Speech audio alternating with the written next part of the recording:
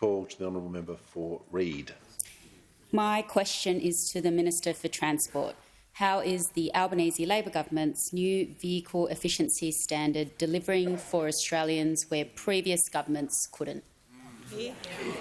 Order. Give the call to the Minister for Infrastructure, Transport, Regional Development and Local Government. Thank you so much, Mr Speaker, and can I thank very much the member for Reid for that question. She is someone who wants her constituents to benefit from the fuel savings. Having more efficient cars, whether they be petrol, diesel, hybrid or electric, would be if they were in the Australian market. This morning, of course, I introduced the Albanese government's new vehicle efficiency standard legislation into the parliament. And after a quarter of a century of failed attempts, Australia will finally have a new vehicle efficiency standard, a standard that will deliver Australians more choice of new cars, will save Australians thousands at the Bowser, will reduce our emissions, and a model where Australians will continue to be able to buy the utes and the SUVs that they love. The Shadow Spokesperson for Transport let the cat out of the bag yesterday with her sole contribution to the public debate on this matter was to gloat about the fact that her government shut down manufacturing of the Australian car industry. Despite being in government for 2 separate periods this century, that is their only policy contribution to the automotive sector in this country.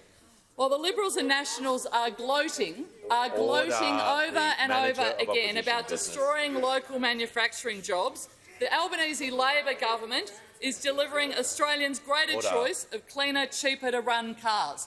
And I note the member for Bradfield is contributing. I understand he's disappointed he was not able to get an efficiency standard when he was in government. Well, this side is delivering it, and I look forward to you voting for it.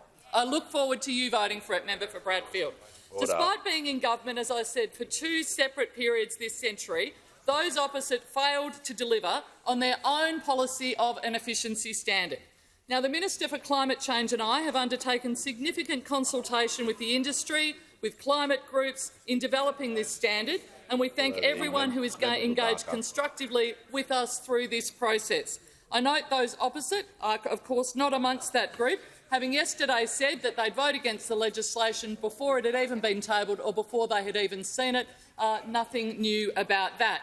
I'd particularly like to acknowledge Toyota, Hyundai, Tesla, the Motor Trades Association, the Automobile Dealers Association, electric vehicle councils for their positive engagement, and all of the other manufacturers who engaged constructively with our officers. Australians, frankly, have been left behind as consumers as the most advanced economies across the world benefit from more fuel-efficient cars and greater access to new low and net zero technology.